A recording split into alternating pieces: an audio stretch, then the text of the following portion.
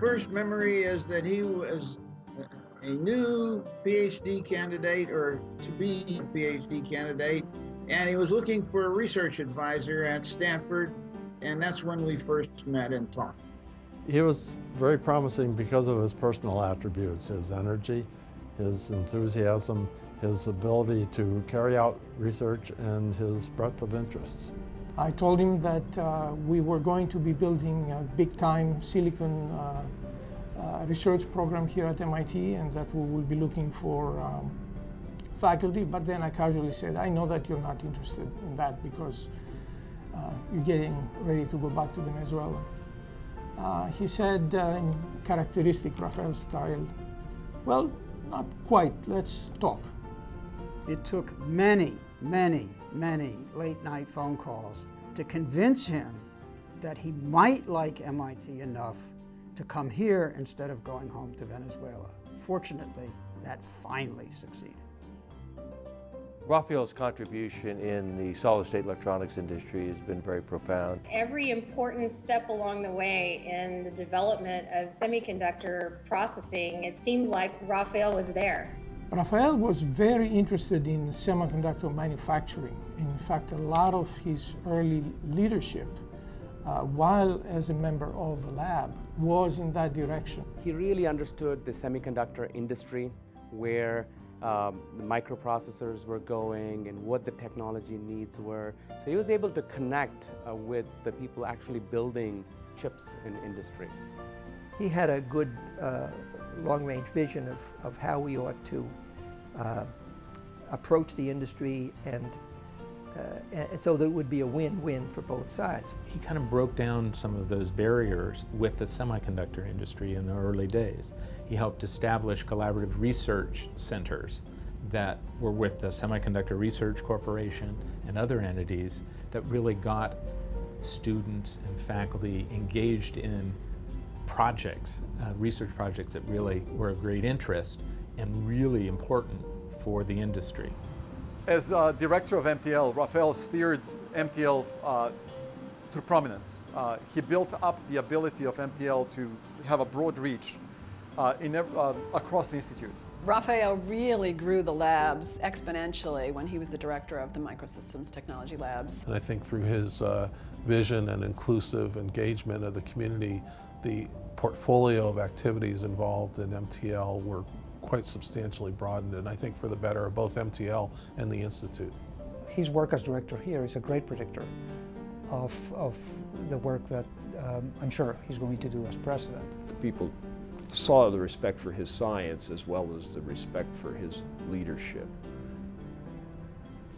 That continued to grow, continues to grow, and I believe that experience of pulling people together, whether it was at the scientific level, at the provost's office, will continue, and there'll be able to be good things happening in the presidency.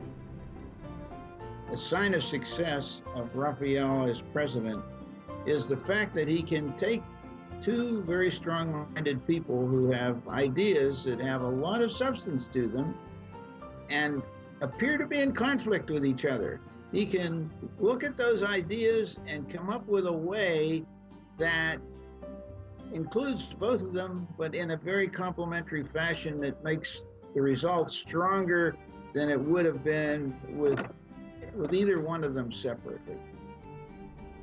One of the benefits of working with Rafael in his leadership role is he really empowers the people that work for him, giving them a lot of latitude to do the best job they can in the tasks that they're assigned.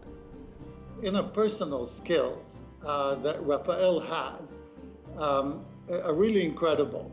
He's a very good listener. He understands people very well. Rafael is highly collaborative, whether it is working with Rafael on a research project, or it's working with him on an educational initiative, or any issue related to MIT. Rafael provided a legacy of excellence. His excellence in research, his excellence in tutoring and mentoring, his ability to connect both with academia and industry laid the foundation to where we are today. He knows the technical details. He knows how to solve problems. He knows how to interface with industry, the government, the public. I think what makes him innovative and forward-thinking is that he is willing to take some risks, looks at different people, at different approaches, and then goes with it. He's smooth. Yeah, you can just talk to him, and then he's a very calming demeanor. He works really hard. He's extremely dedicated. He cares about MIT. He cares about the people here. And I think he cares about the world. He will guide us in a new direction ahead of anybody else, and it's going to be very exciting. His listening ability, his judgment in the appointment of people, his ability to delegate effectively, all of those are qualities that don't always come up in the same person.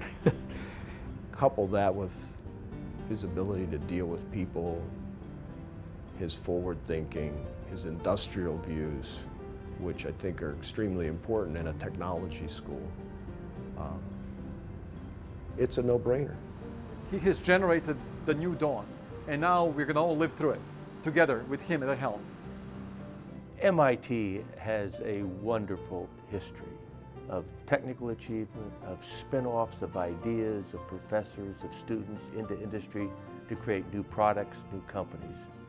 It's an unrivaled capability, and I think they will continue along that line. Rafael understands the problems. He understands the solutions. He's going to be a great leader at MIT.